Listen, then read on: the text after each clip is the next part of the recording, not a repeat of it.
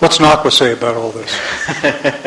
Well, first of all, one of the benefits of being last is I get to hear everyone speak first, and I just want to say I do appreciate you calling us here today to provide this input, and I've always been really pleased being a member of the water community with just some of the creative solutions that have come up and are being developed. And so I think that the discussion today and the concept of coordination is something that is really important, not only within storage itself and looking at coordinating, a good example being the problems with groundwater and looking at opportunities coordinating surface water operations to recharge groundwater and just how important that is, but also looking at it in the context of other water management tools that we have, efficient water management and reservoir reoperation and utilizing that to meet needs. And so I get excited. I'm not an engineer, but I get to work with a lot of them, and I get excited about some of the things that they're talking about and just how this coordination and the flexibility in the system, we could really do some very interesting things. So I appreciate that, being able to hear about some of that today. And you have asked me to come here today to talk about Sites Reservoir, but I just wanted to also talk a little bit about Randy's paper and the issue paper. Boy, just the right time to have this discussion, and I think that he hit the right note on this. I think going back a little bit through the history and providing this overview was important, but also the recommendations. And I think, in as much as we need to remember what's going on in a historical concept and decisions were made in the past that at that time seemed very logical, that with the information that we have now, maybe weren't the easy decisions. I mean, locating dams on rivers seemed like a perfect opportunity here. You're providing flood control and you're providing water supply, but obviously the more that you learned about fish passage, maybe that wasn't the easiest choice to do. But that being said, I think that they're going in now with our eyes wide open and recognizing that no matter what project you do, there's going to be trade-offs, I think is important. In the recommendations in Randy's paper, I thought that obviously the need to complete the studies is something that's very important to us, and it is critical. As was mentioned, I think, a few times already, but I'll also mention it really allows for the beneficiaries of the project to be determined, both the public as well as local entities. And so I think that that's really important in moving forward, just to see, is there going to be interest in the project and can it move forward? It's also going to let people know that, is there what benefits are going to be provided for sustainable water management, both within a region and within a statewide perspective, as well as, what can it do for the Delta, which is, I think, of primary interest here.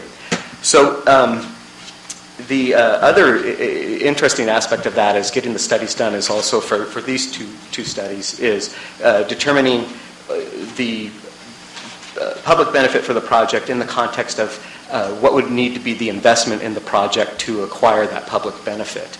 And this is important because it could be informational to the bond. I mean, obviously there's a bond that's on the 2014 ballot, but there's also a lot of talk about making changes and changing the dollar amount. And so going in with an informed discussion on that is something that's important. Are you going to be undermining efforts if you put that dollar amount too small because you realize that with all the different storage options that maybe you left something on the table because you didn't invest enough? Hey, speaking for NACWA, is it NACWA's position that the primary financial responsibility of storage projects should be a state government expenditure? No, I think that it's going to be, the project's going to dictate.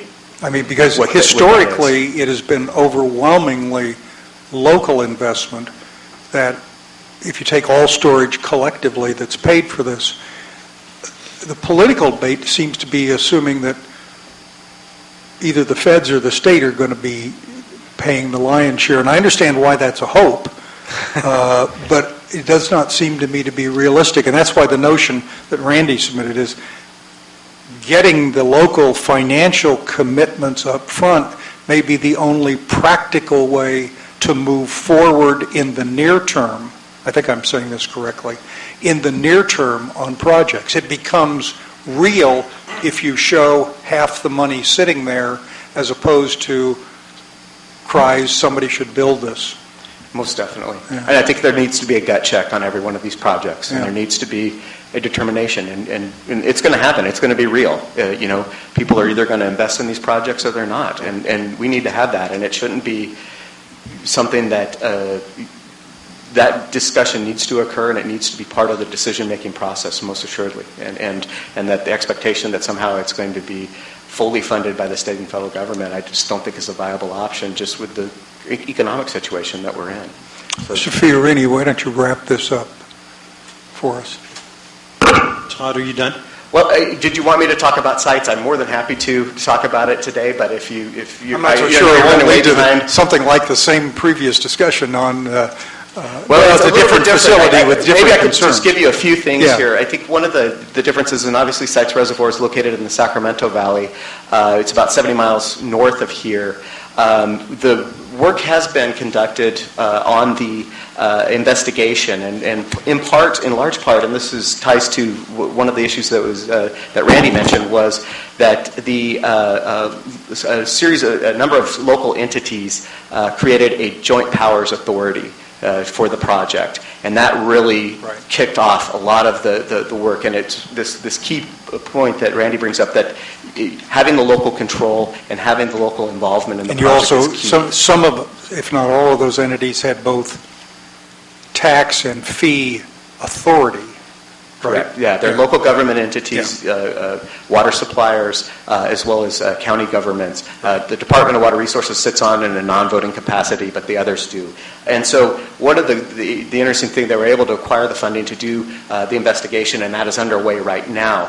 And I think some of the exciting things about the investigation is that we're starting to get that mix, and looking at overall project cost. I mean, initial numbers now is that it's over $3 billion, about $3.4 billion for the project, so it's not cheap. It's not, and we never went in thinking that was the case. There are also the early estimates on the public benefit, which is key to get that mix of what the project's going to provide. And at this point, the estimate is that it's about 44%. It's not quite 50%, but this is a preliminary estimate on this. Out of that, the greatest public benefit is to the ecosystem. This includes, things like in-stream flows, level 4 refuge water supply, providing that terrestrial habitat water benefit is part of the mix as well. The second highest public benefit is water quality, and I think that that's important as well, because there's a delta aspect to that as well. So just to kind of wrap up, it's kind of the next steps that the Joint Powers Authority is working on is DWR is scheduled to complete a public draft of the EIR-EIS by next spring on this project, and so that's key, because once again we're going to go in with the information we need. The Bureau of Reclamation is working to complete a draft feasibility report in the March-April timeframe next year, so about the same time, but they will release an administrative draft by the end of this year. And then in the next 4 to 6 months, the Joint Powers Authority is planning on completing the following 3 items. A new project performance modeling with a new BDCP, 9,000 CFS diversion and decision tree flows.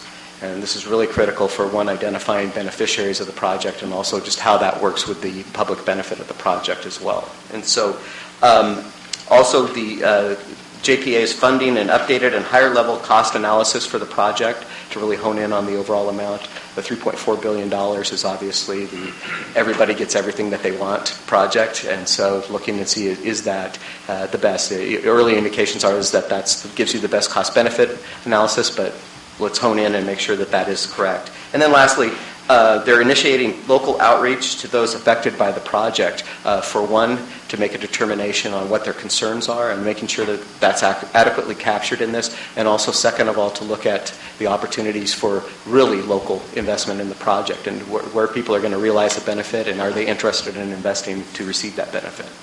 So with that, I'll wrap up. Okay. Mr. Fiorini. Thank you, Todd, Mario, Robert. It's an honor to be on a panel with 3 experts. These guys do this for a living. They're experts in storage, and I'm happy to hear that they think that what I've written might be of some assistance and help in the public dialogue. That was my goal. With the council's permission, I'm going to add a few changes based on some of the factual recommendations that have come to me since this draft was released, and hopefully within a couple of weeks release it publicly. And hopefully it'll do some good. Let me just, I'm fully in favor of that. I think I listened to you give a explanation of this conceptual approach to federal officials in Washington on our trip in the summer. And frankly, they came alive because it seemed like a slightly different way of thinking about an intractable issue which has been held up by a whole host of related or not related political considerations. And that's why I think it's valuable. The second thing is, I like the fact you call it an issue paper, whether that's the right title or not, I don't know. I also like the notion of the council encouraging council members, lead scientists, top staff who have positions and papers and thoughts, putting them in play for debate and discussion. That's the only way out of this. And when you get a new approach, slightly a new approach like this, and it's the right time, is get it in play, get it circulated, let people talk. The political process, of course, will make poor Randy Fiorini wish he'd never come up with the idea before. But it's exactly the kind of thing that an implementation committee is going to have either as an explicit discussion or backdrop to everything they talk about on water storage and a lot of other management questions. So I think I like it a lot, Randy. And gentlemen, I would thank you very much for. Pardon? Do we need a motion? Do we need a motion? I just, the fact that council supports this. Well, I'm prepared to do a motion, but it's you may. I defer to Randy on that. Unless somebody has a heartburn with this, I'm going to proceed. If you wish to pass a motion in support of it, I'd welcome that too. Gloria? No. Pat? I was just going to say, if it's necessary, I'll entertain a motion, but I just want to say thank you to our colleague, Mr. Fiorini, for his issue paper, but also thanks to the gentleman here who really gave me a great lesson on storage and how important it is. I enjoyed hearing from all of you, and I know Randy's going to incorporate some of the suggestions into what was discussed. So thank you for bringing the issue. Okay, we've got a couple of people who want to talk. So I'll entertain a motion. Before we leave Mr. the motion, Gardner, I've got two requests. Mr. Chairman, Yeah. before we leave this issue, you are writing this as the vice chairman, and I think we Yep. should endorse it and show that we're behind it, and I move that the council support this. Second, Mr. Johnston. Discussion. Okay, Mr. Gardner, you wanted to talk on this? Delta Vision Foundation, Mr. Gardner? If somebody could just grab give a seat and, thank you. Yep. You don't have to chase them away.